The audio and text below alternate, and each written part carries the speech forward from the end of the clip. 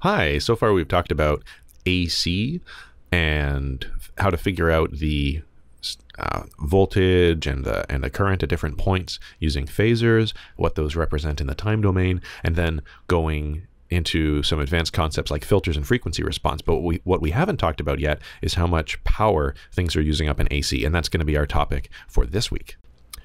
So suppose we want to do something like figure out how much power is being used up in this load network over here. Then what we're going to do is come up with what the actual voltage is at that point.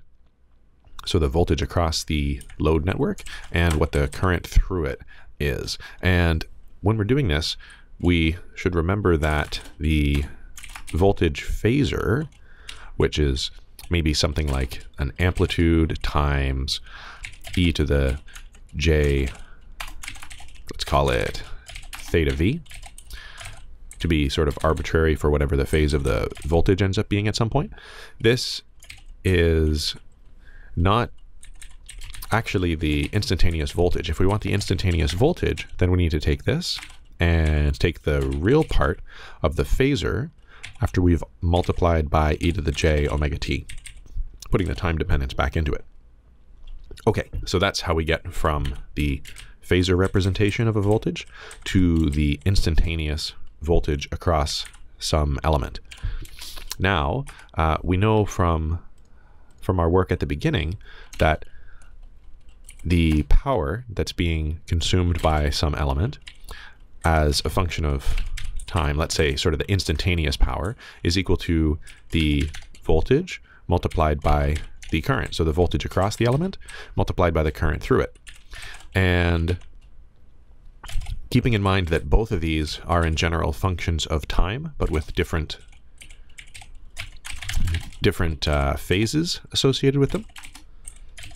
So we've got some phase for the voltage, and then we've got some phase for the current.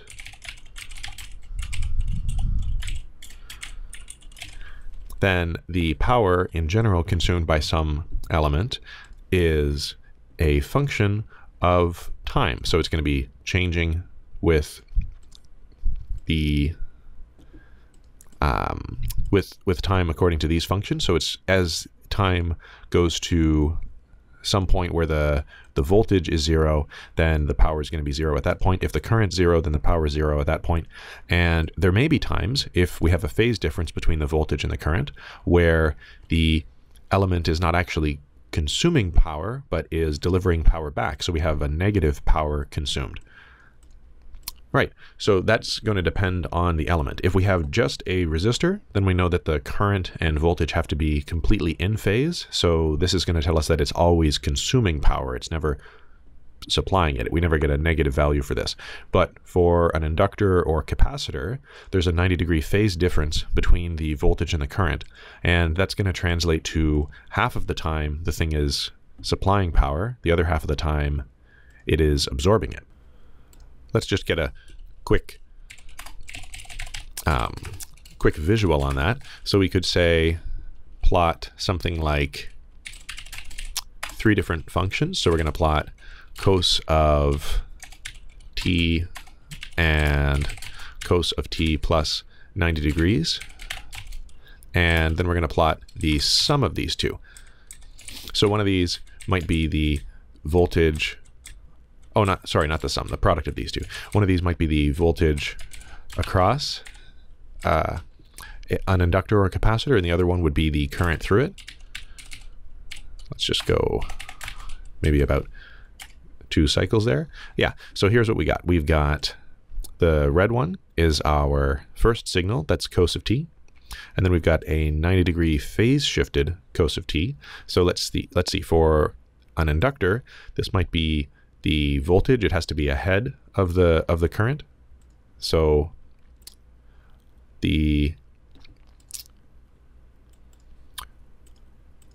so actually the opposite of what I clicked on there. So this one with the positive pi/2 phase shift is actually ahead of the red one there, which isn't phase shifted at all. So for an inductor, this might be the voltage and this is the current, but for a capacitor, it would be the opposite. Anyway, when you multiply those two things together, then you find something which is half of the time positive, half of the time negative. So inductors and capacitors are half of the time consuming negative power, which means they're supplying power, and the other half of the time they're consuming positive power, so they are absorbing it. If you were to get rid of this phase difference, then the signals are always consuming, then the element is always consuming power, and that's the case for a resistor. Even still, the power is sometimes large and sometimes zero. So what we're often concerned with is something like the average power over the course of an entire cycle. Why don't we make let's say V is equal to the first of these signals, and I is equal to the second one of those signals. And then what we're going to do is just plot directly V I and V times I, and there we go. So we can now quickly add in a different phase shift and maybe some other phase shift, which might be the kind of thing you'd have if you have a partially inductive load and partially resistive, something like this. So now you see that we are most of the time consuming power, but maybe some of the time we're still supplying it. What we're often concerned with is the average power consumed, and that would be the thing that you would get if you were to, let's maybe define a power function. If you were to take the average of this signal over the course of an integer number of cycles. So P average would be equal to the integral of P from t equals 0 to, in this case, let's write out what the period is. T is equal to 2 times pi. And then we just need to divide that whole thing by 1 period. So what is the average power in this case? We've got 1 over 4 times root 2 for this particular signal that we had here with the pi by 4 phase shift. Let's make the phase shift pi by 2. So now we expect half of the time it's absorbing, half of the time it's supplying. Average power is 0. And if we have a completely resistive load, so with the current and voltage in phase, then we get average power is actually a half of the signals that we started with. So these are the results that we expect. Let's go and derive these analytically and see if we can reconcile that with the plot picture. So to figure out where this comes from, what we need to do is get a little bit of a trig identity here to combine these two elements into something that's a little bit easier to see. So for that, we're going to need the cos sum angle formula. So cos A plus B is equal to cos A cos B minus sine A sine B, and cos A minus B is equal to cos A cos B. Now, exploiting the fact that cos is even and sine is odd, you can think of this as cos of A plus negative B. So then we've got just a cos B there, and we'll then end up adding sine A sine B. So this is not another identity that you need to remember. You just need this one and then the parity relations for cos and sine. That is which one's even, which one's odd, and you can get that. Now, suppose you add these two together, then you come up with cos A plus B plus cos A minus B over 2 is equal to cos A cos B. So that's what you get if you just add these two equations and then divide the whole thing by 2. The signs are going to cancel and you're just going to have this. So this is the identity that we need, except we're going to use this going from the right to the left. So that means, let's call this trig identity derivation. That means that we can rewrite this thing as Vi all over 2 times the cos of the sum of these two arguments, 2 omega t plus theta v plus theta I, and the cos of the difference of those two arguments. So cos theta v minus theta I. It doesn't matter which one we subtract from which because cos is even anyway. So we've got the cosine of the difference in the phase and the cosine of the sum of the phases plus 2 omega t. Okay, now this means that if we were to take the average power, then, okay, average of a cosine over a complete cycle is just 0, because this is going to be positive as much as it's negative. This is a constant, so that doesn't go anywhere. And we've got just vi over 2 cos of theta v minus theta I. Okay, so then we can test our relation for the work that we were deriving here. So what this means is that the average power doesn't actually depend on the frequency. So let's try that. We'll put in some frequency here. W is equal to 1.375, just some pseudo-random number there.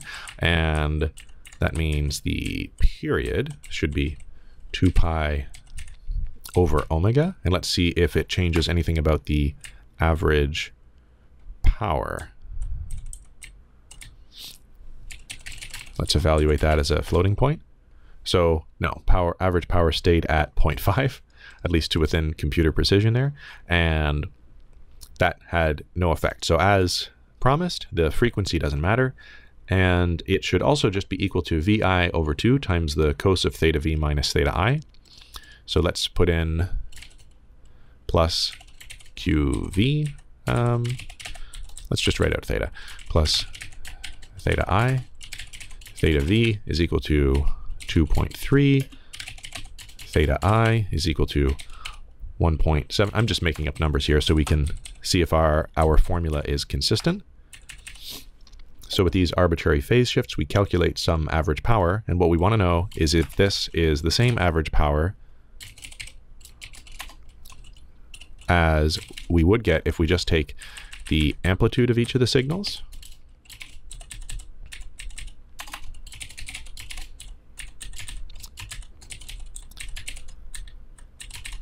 and divide by 2 and then multiply by the cos of the phase difference.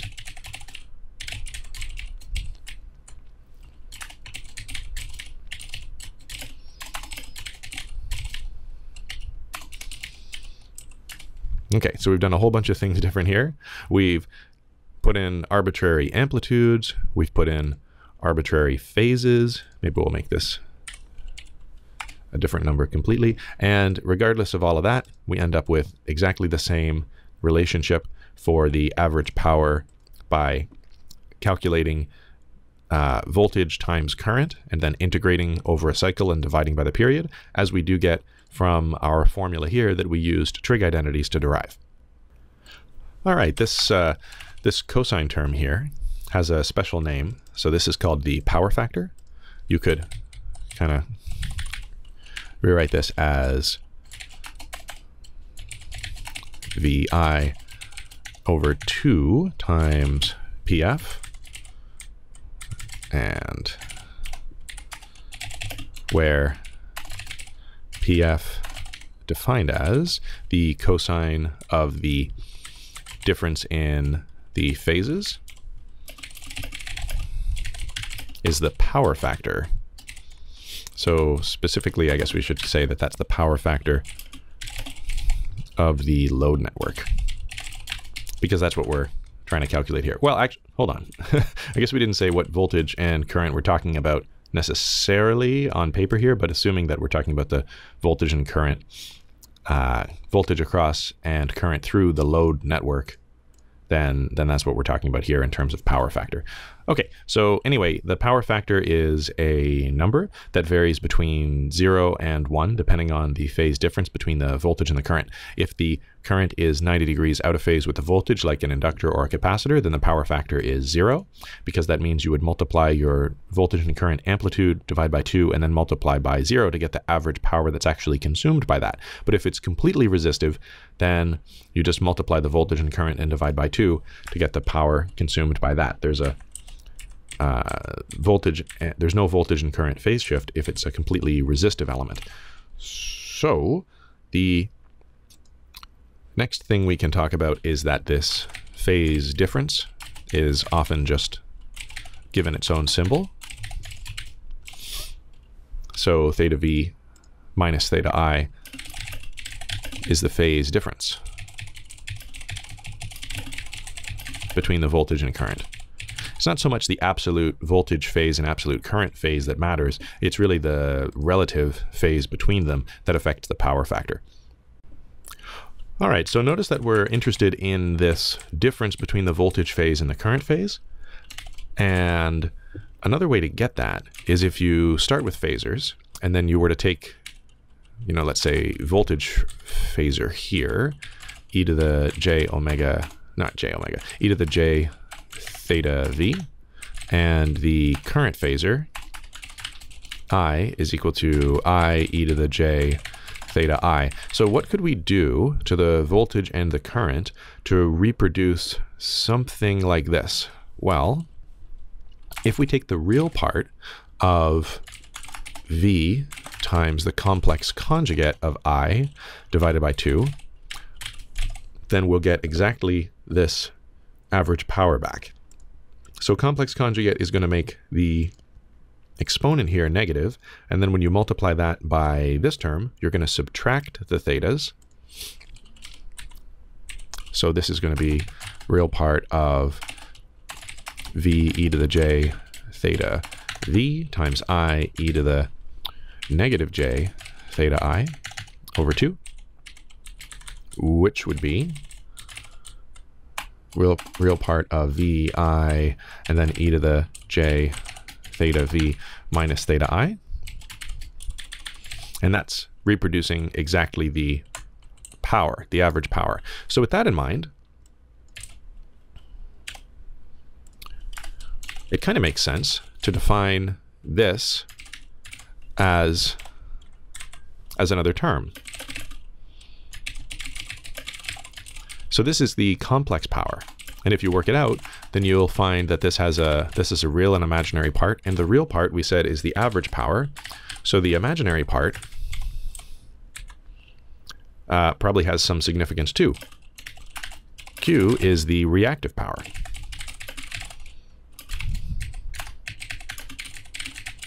Also known as imaginary power, and represents the average energy stored by the circuit. So this is going to arise because of phase differences between the current and the voltage, as you would have because of an inductor, and the inductor is spending some time storing energy. So that's where that comes from. So average, represents the average energy stored because it's actually in power type units. So it's not exactly energy units. It's more like energy stored by the circuit per time. So it's like an average per unit time. So it is a power unit thing, kind of like the energy, but then dividing by the period again. Okay, so anyway, because it isn't actually power that's consumed in that part or even supplied in that part on average, Q is given different units. Rather than watts, Q is measured in var. So this stands for volts, amperes, reactive. So it's volts times amps, which normally would be watts, and it's dimensionally equal to watts. But because it represents a different concept, we usually, if we're being careful, want to give this a different set of units to indicate that we're not actually using power with the reactive components. All right, so specifically for this particular circuit, we can go and figure out our complex power and then all of the different components that we need by defining F is 1E3, the amplitude is 1, and then we've got omega is equal to 2 times pi times f, and we'll take the z of the load, we'll need L is equal to 0.1 henries, that's 100 millihenries there, and R is equal to 300, so then ZL would be equal to I times omega times L plus R. So that should be the impedance of the load. You see, we've got a pretty reactive impedance at this particular frequency. And I guess, technically we should use a voltage divider to find out the current through the load, although it's probably not going to be too much different than if we were to ignore that 10 ohm in the denominator. Let's, not in the, yeah, I guess in the denominator. So from using the approximate one, we'll just take V and divide by ZL. And that's going to be the approximate current phasor, but IL actual is going to be equal to V divided by ZL plus 10. Maybe we'll give that a symbol too. R2 is 10. R2. And insert an end of line thing there. Yeah, so slightly different. But for the most part, not a very big component of the impedance compared to the load network.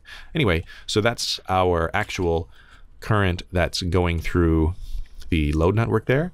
And if we wanted to figure out the complex power, what we'll do is we'll say S is V times the conjugate of IL, all divided by 2. So here's our complex power. This tells us right away what the real power used is and what the imaginary power used is. Okay, so that's complex power. That's how you find out real power and reactive power. The last thing that we want to do is talk about power factor correction.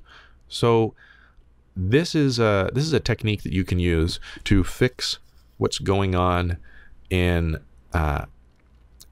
this circuit from the source's perspective. So because of this inductive load, the inductor is drawing a lot of current at times where the voltage supply is not applying a voltage. So it makes it supply current at a different time than it's supplying voltage, which is leading to extra power consumed in R2.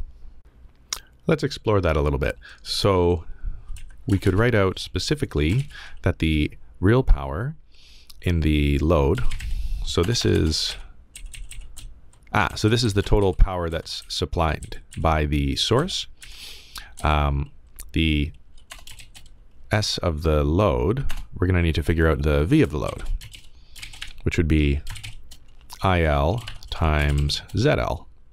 And then we can say SL would be VL times conjugate of IL over 2. Okay, so it's almost the same. Most of the power is actually delivered to the load, but not all of it. So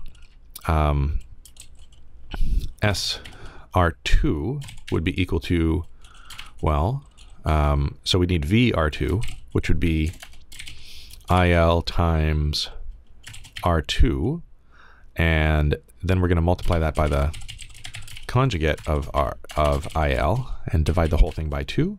And this is going to be the power that's delivered to R2. So notice R2 is completely resistive, so it doesn't have any complex power. You could even have done a similar thing here and sort of separated out the power provided to the inductor and the resistor inside the load. So that would be ZL and what we called R. And let's see, we expect the inductor to be completely imaginary in terms of the power that it is producing. So something is a bit amiss here. Let's see. ZL is, oh, wait a minute. That's the Z of the load. Right. Okay, so let's make that let's make another thing. Maybe ZL1 is equal to I times W times L. And then we could just call this thing ZL1 plus R. Yeah, so what we actually wanted is ZL1.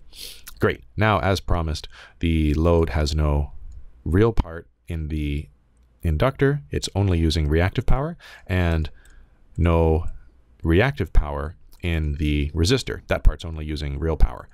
Okay. So that's all a fun exploration here. What we're kind of concerned with, though, is this term. So we're wasting some power in not the load, in this part here. And even though the inductor doesn't actually use up power in the load, because it causes the current to happen at a different time and therefore sort of more current amplitude needs to be provided in order to give the same power to R1, it does end up wasting power in R2. Because of this, the utility company actually bills you based on something called apparent power. So apparent power is the product of the RMS voltage and the RMS current. And this is actually equal to the magnitude of the complex power. So if you go back to the complex power here, if you were to think about, okay, if we worked with RMS quantities here, we'd have divided each of these by 2, then ignoring the phase part, we've got the same result as we had for apparent power.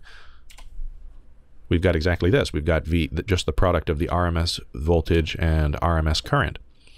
So since that's what the electric company bills you on, if there's a way to reduce the apparent power while keeping the real power the same, perhaps by eliminating this reactive power component, then you'd want to do that in order to save money on your electricity bill. And a way to do that is, if you have an inductive load here, like the one that we have, to add in an appropriate amount of capacitance so that the total load impedance is entirely real. So this is a technique called power factor correction. Power factor correction is adding a capacitor in parallel with an inductive load to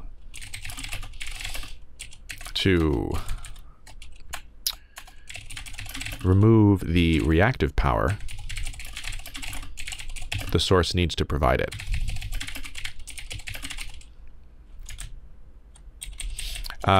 Equivalently, this would be adding, less commonly, adding an inductor in parallel with a capacitive load. The reason that's less common is sort of twofold. For one, it's hard to get really good inductors that don't have a resistance as well, so it's difficult to do that and not change something about the energy, the real power that's used up by the circuit. And also, most loads are inductive rather than being capacitive. This is because inductance is kind of unavoidable with something like a big motor or even just a lot of coils involved in something like a heating element. So something like an iron, which doesn't have huge moving parts in it, like a vacuum cleaner. So a vacuum cleaner will almost certainly have a big inductive load, and an iron will often have a big inductive load too, even though there's nothing in particular about the iron's design that needs it to have an inductive load. It's just a consequence of having a lot of coils of wire for heating. Okay, so power factor correction means zeroing out the reactive power. Let's think about how we might do that. So for this circuit here, if we want to add a capacitor in parallel so that the reactive power that's provided to this goes to 0, then we would need the capacitor to have the property that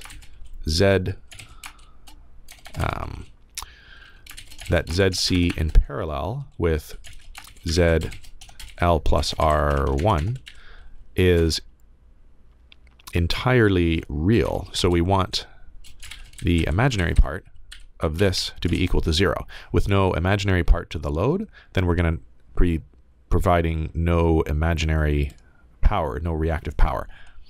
Okay, so thinking about adding things in parallel makes it a bit easier to think in terms of admittances than impedances. So what we've got here is sort of like 1 over ZC plus 1 over ZL plus R1. And the key part is to make this whole imaginary part 0, we can just make the denominator's imaginary part 0, or you can think about adding admittances right to begin with. Anyway, by making the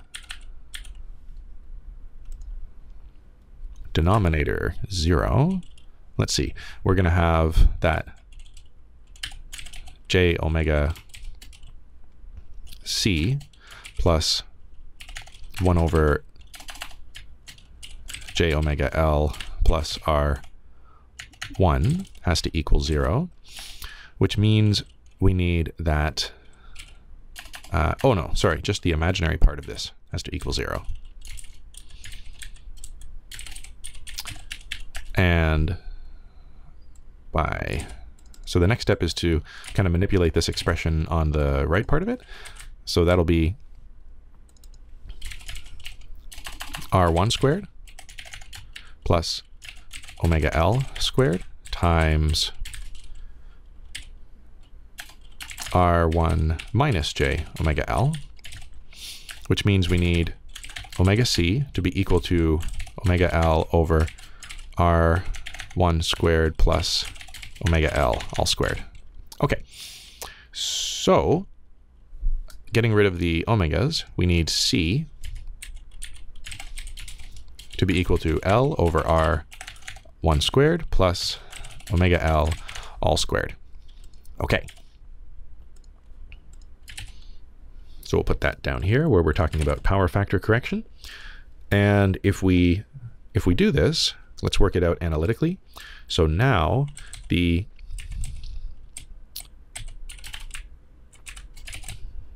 new load impedance is going to be determined by this capacitor value as well. So C is equal to L over R squared plus W times L squared. So that's our C that we need to add in parallel. And then the total Z of the load will be 1 over the capacitive impedance.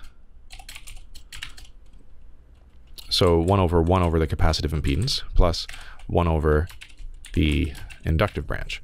What we're doing here is imagining we've got a capacitor in parallel with this, and that's going to have an impedance of 1 over j omega c.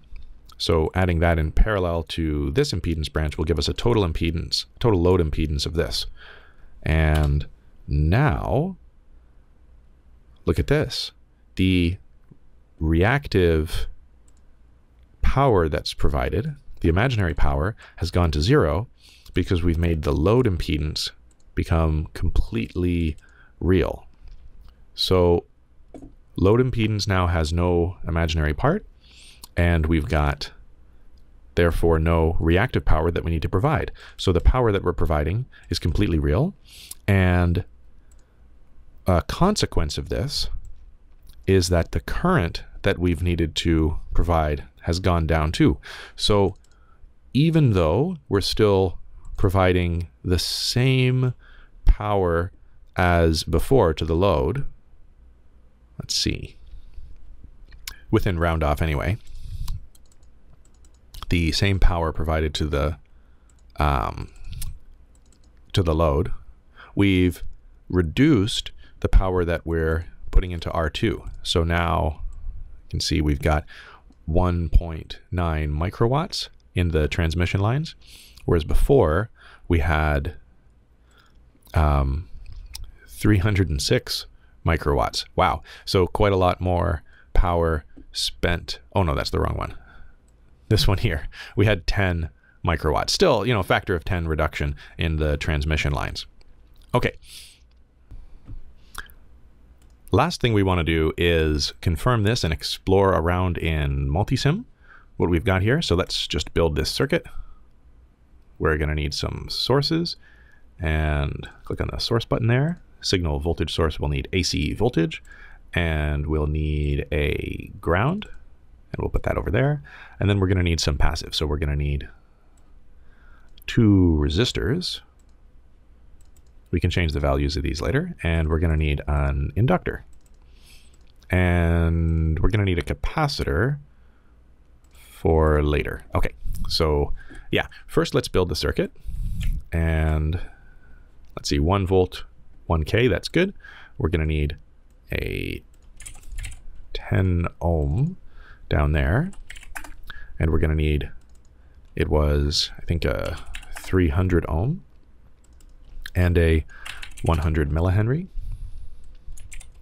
So, yeah. Okay, cool. We've got that guy. That's connected to that. It's connected to that. That's over there. And ground's connected there. Great. So there's our circuit. And we'll get another version of this that we can use for power factor correction. So specifically, the C that we needed to add was 0.2 micro, 0.2 microfarad. And let's put that there and there. Okay, so we're going to explore both of these and see what's going on in terms of the power that we are providing. So we're going to need some scopes for this. Let's get our Tektronix oscilloscope there, and we'll put another one down there. And the ground of that is hooked up to that ground.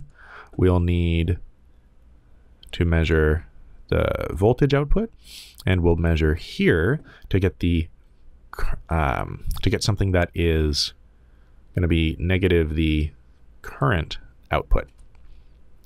Okay, so let's see if this can work. All right, power up the scope there. We'll need channel 2 on as well, and we'll put up the volts per division and put that up as well. Change around the timing. Okay, and that's the first setup. I kind of want to keep that set up. So I think what I'll do is I'll delete this scope and then copy this scope over here in the hopes that it will keep all of the same settings that we've got for one versus the other.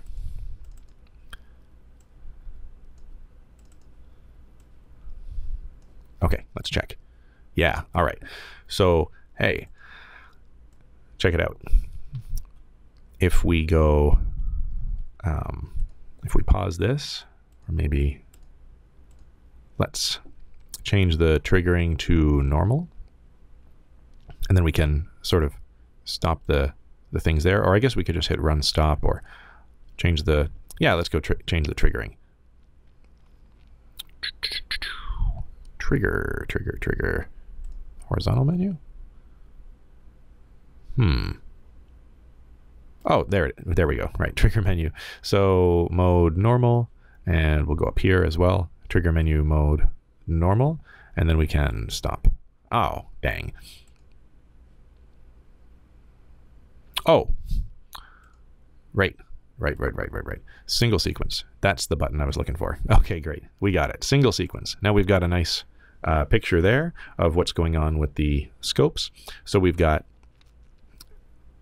a big effect here is the voltage and current difference. So you'll notice what's happening with the voltage in each case. It's the same, but the current, after we've added this capacitor, has dropped in amplitude and phase shifted.